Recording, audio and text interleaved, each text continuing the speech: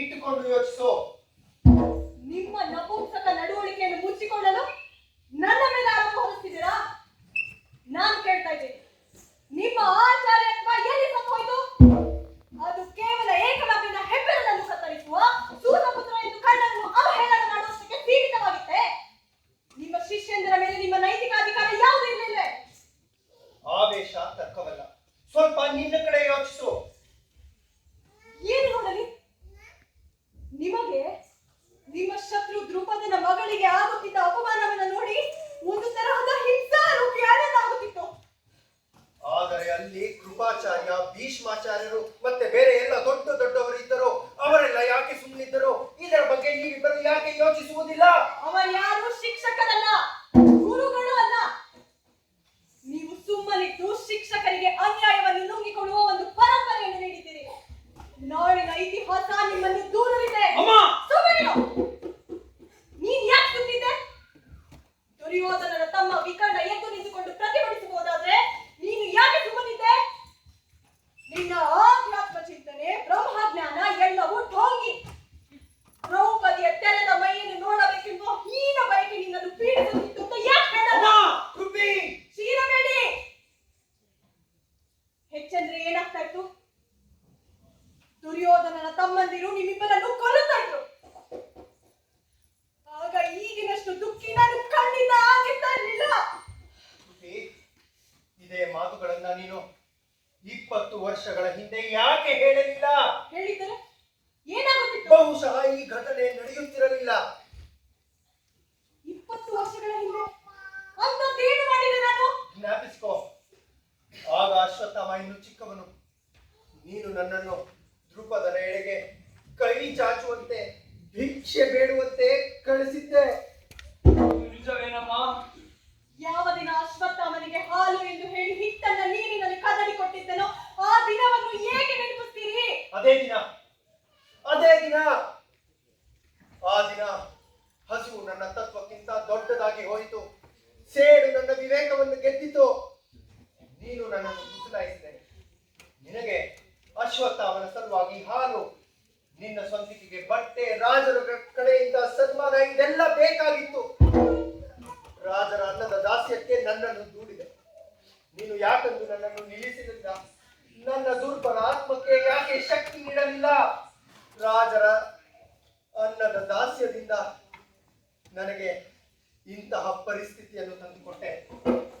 ಅಮ್ಮ, ಆ ದಿನ ನೀನು ನೀರಿನಲ್ಲಿ ಹಿಟ್ಟನ್ನು ಕದಡಿ ಕೊಡುವ ಮೊದಲು ನಿಜ ಯಾಕೆ ಕುಡಿಸಲಿಲ್ಲ? ಅಪ್ಪನನ್ನು ಋಷಿ ಪರಂಪರೆಯಿಂದ ಕೆಳಗೆ ರಾಜಕುಮಾರರ ದಾಸ್ಯದಲ್ಲಿ ಯಾಕೆ ತಳ್ಳಿಬಿಟ್ಟೆ ಅಮ್ಮ? ಅದಲ್ಲದೆ ಆ ರಾಜರ ಅನ್ನದ ದಾಸ್ಯವು ನನ್ನ ವಿವೇಕ, ನ್ಯಾಯ ಬುದ್ಧಿಯನ್ನು ಕಿತ್ತಿಕೊಂಡು ಬಿಟ್ಟಿತು. ಪ್ರತಿದಿನವೂ ನಾನು ಚಿಕ್ಕ ಮನುಷ್ಯನಾಗಿ ಹೋಗಿದ್ದೆ. ಆದರೆ ರಾಜರ ಅನ್ನದ ದಾಸ್ಯದಿಂದ ಹೊರಬರಲು ಏಕೆ ಪ್ರಯತ್ನಿಸಲಿಲ್ಲ ನೀವು? ಅದಾಗಲಿಲ್ಲ. ಅನುಕೂಲಗಳು ನನ್ನ ವಿವೇಕವನ್ನು ಗೆದ್ದು ಬಿಟ್ಟಿತು.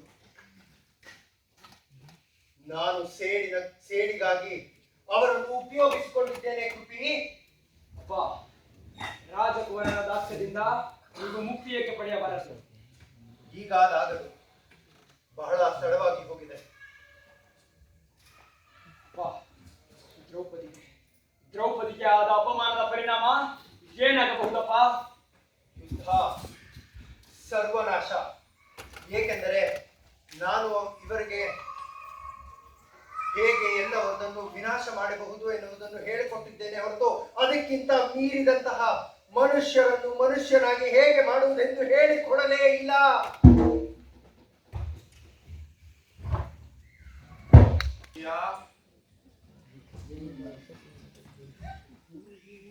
ನಾಳೆ ಕೋರ್ಟ್ ನಲ್ಲಿ ಏನಾಗುತ್ತೆ ಅಂತ ಯೋಚನೆ ಮಾಡ್ತಾ ಇದ್ದಿ. ನಾನೇ ಯೋಚನೆ ಮಾಡಿ, ನಾನು ಕೊಲೆ ಮಾಡಿಲ್ಲ. ನೀನ್ ಕೊಲೆ ಮಾಡಿದೆ ಅಂತ ನಾನೇ ಹೇಳಿದೆ. ಆದ್ರೆ ನಿನ್ನ ಮನಸ್ಸಿನಲ್ಲಿ ಆ ಕೆಟ್ಟ ಯೋಚನೆ ಇದ್ದೇ ಇತ್ತು. ಕೆಲವು ತಿಂಗಳ ಹಿಂದೆ ಪ್ರೆಸಿಡೆಂಟ್ ಕಾಯಿಲೆ ಬಿದ್ದ, blood pressure.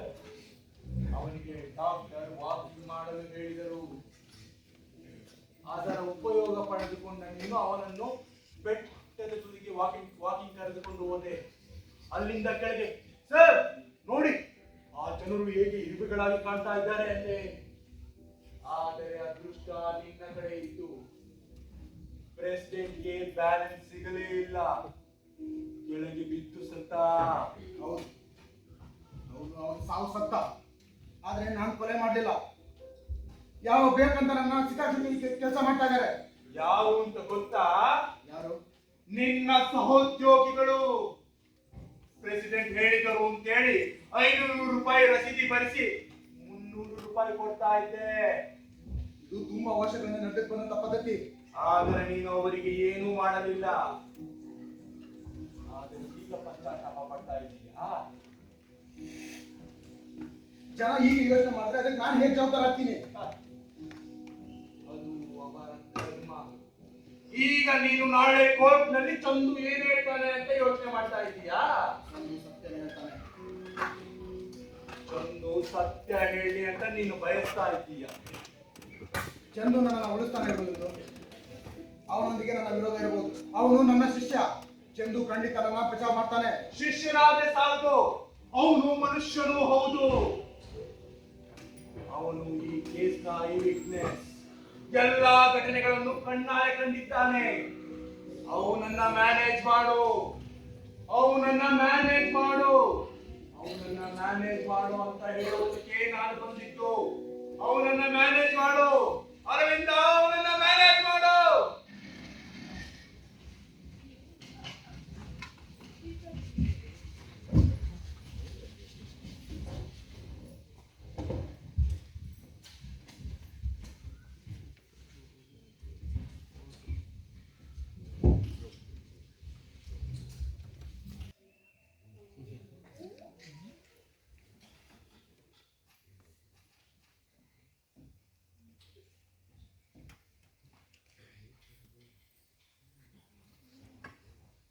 You may proceed.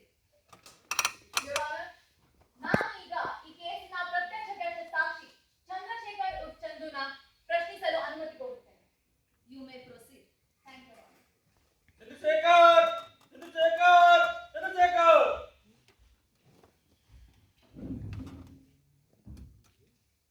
Mister Chandrashekhar ಉರ್ಫ್ ಚಂದು, ನೀವು ಪ್ರಿನ್ಸಿಪಲ್ ಅರವಿಂದ್ ಅವರನ್ನು ಯಾವಾಗಿನಿಂದ ಬಲ್ಲಿರಿ?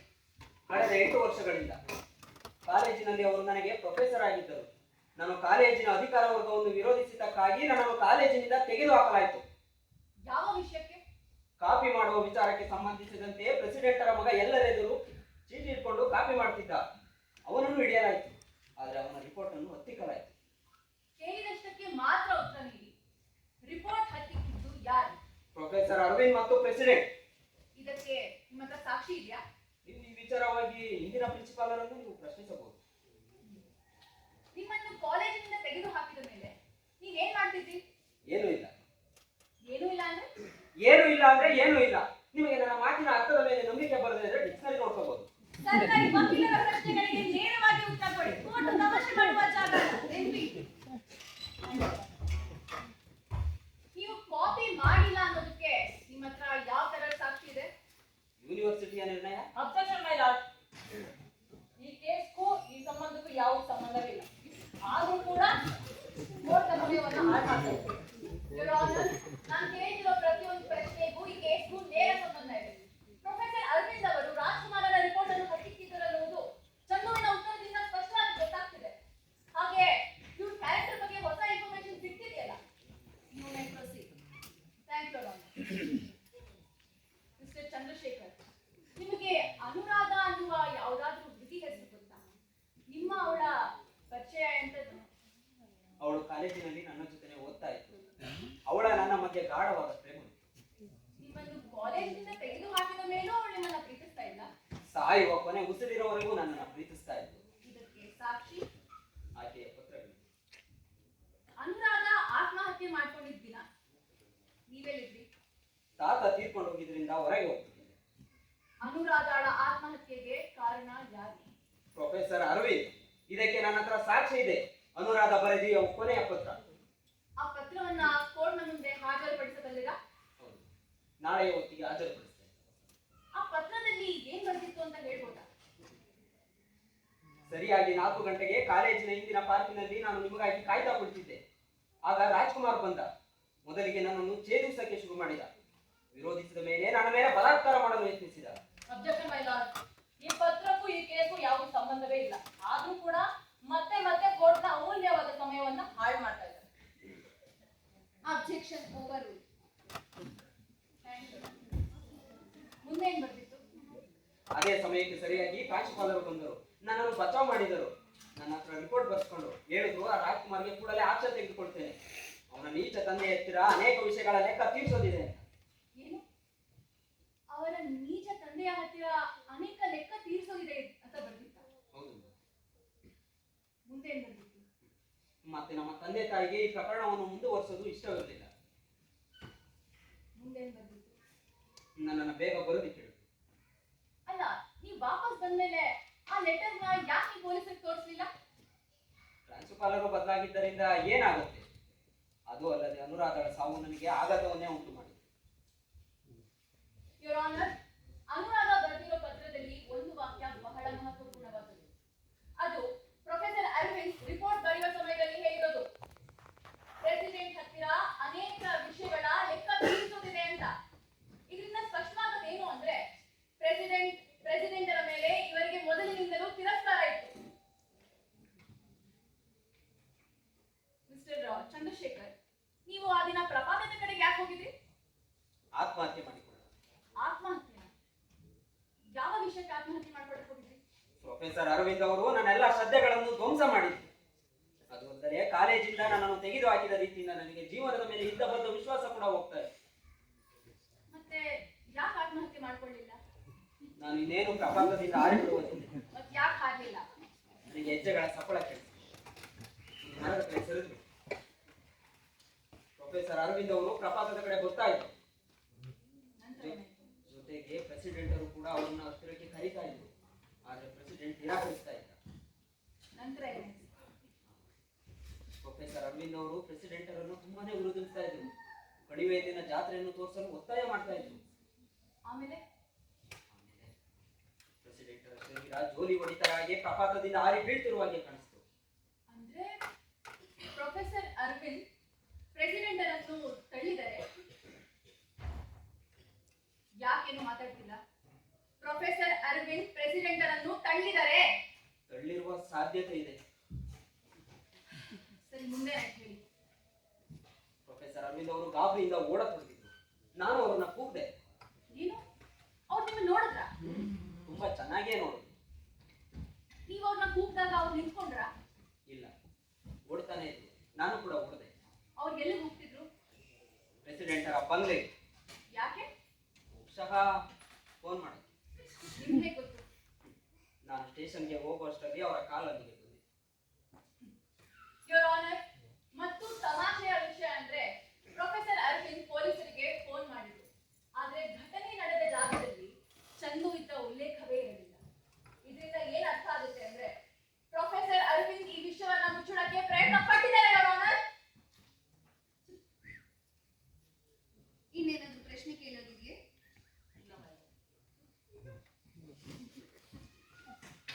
Now the defense counsel may cross-examine the witness.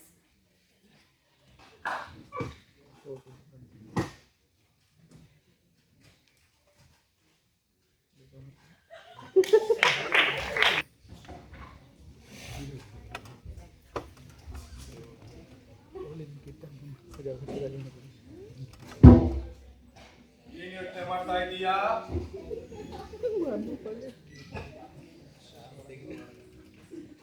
ಚಂದ್ರುಗೆ ಗೊತ್ತಿತ್ತು ನಾನು ಪ್ರೆಸಿಡೆಂಟ್ನ ಪ್ರಪಾತದಿಂದ ತಳ್ಳಲಿಲ್ಲ ಅಂತ, ಅವ್ರನ್ನ ಕೊಲ್ಲಲಿಲ್ಲ ಅಂತ, ನಾನು ಅಪರಾಧಿ ಅಲ್ಲ ಅಂತನೂ ಗೊತ್ತಿತ್ತು. ಆದ್ರೂ ಸುಳ್ಳು ಹೇಳಿದ್ರು.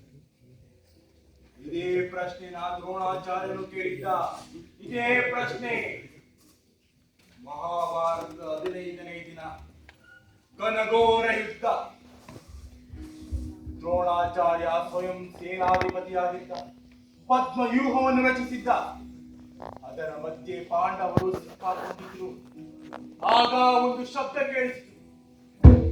ಅಶ್ವತ್ಥಾಮ ಸಂಹರಿಸಲ್ಪಟ್ಟ! ಅಶ್ವತ್ಥಾಮ ಸಂಹರಿಸಲ್ಪಟ್ಟ! ಅಗೋ ನೋಡು ಅಶ್ವತ್ಥಾಮ.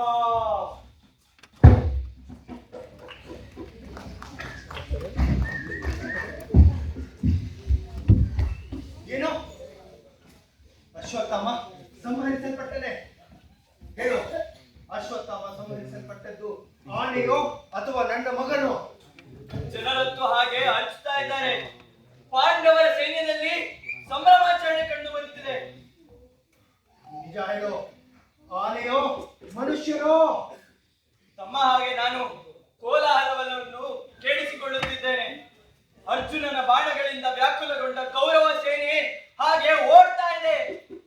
ಈಗ ನೀವೇ ಹೇಳಿ, ಸತ್ತದ್ದು ಅಶ್ವತ್ಥಾಮನೋ ಅಥವಾ ಅಶ್ವತ್ಥಾಮ ಎನ್ನುವ ಆನೆಯೋ? ನಾನು ಹೇಗೆ ತಾನೇ ಹೇಳಲಿ? ಯಾರಿಗೂ ಗೊತ್ತಿಲ್ಲ. ನಾನು ಈಗ ಯಾರನ್ನು ಕೇಳಲಿ? ಓ ಧರ್ಮರಾಯ, ಇಲ್ಲಿ ಬಾ. ಅಪ್ಪನೇ ಆಗಲಿ ಗುರುದೇವ. ನನಗೆ ಗುರು ದಕ್ಷಿಣೆ ಬೇಕು. ಹೇಳು. ಈ ಯುದ್ಧದಲ್ಲಿ? ಹೌದು, ಹೇಳು. ಸಂಹರಿಸಲ್ಪಟ್ಟದ್ದು ಅಶ್ವತ್ಥಾಮನನ್ನ ಮಗನೋ ಅಥವಾ ಆನೆಯೋ? ಕೊಲ್ಲಲ್ಪಟ್ಟಿದ್ದು ಅಶ್ವತ್ಥಾಮ ಎನ್ನುವುದಷ್ಟೇ ನಿಮಗೆ ಗೊತ್ತಿರೋದು. ಹಾಗಾದರೆ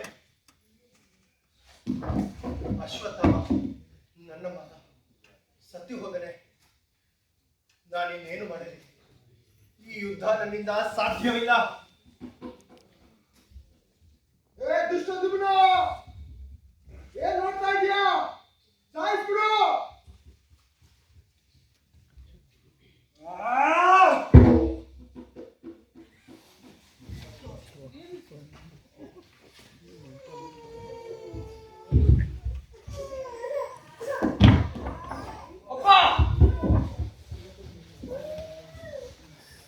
ಅಶ್ವತ್ಥಾಮ, ನೀನು ಬದುಕಿದೆಯೇ? ಹೌದಪ್ಪ. ಹಾಗಾದರೆ ಅವನು ಯಾಕೆ ನನಗೆ ಸುಳ್ಳು ಹೇಳಿದ? ಯಾಕೆ? ಗುರುದೇವ, ನೀನು ಸರಿಯಾದದನ್ನೇ ಮಾಡಿದ್ದೀಯೆ. ನೀನು ನಿಜ ಹೇಳಿದರೂ ಇತಿಹಾಸ ಸುಳ್ಳು ಹೇಳುತ್ತದೆಯೇ? ನೀನು ಸರಿಯಾದದ್ದನ್ನೇ ಮಾಡಿದ್ದೀಯ. ನೀನು ಅಪ್ಪ ಸರಿಯಾದ ಅಪ್ಪ ಅಪ್ಪ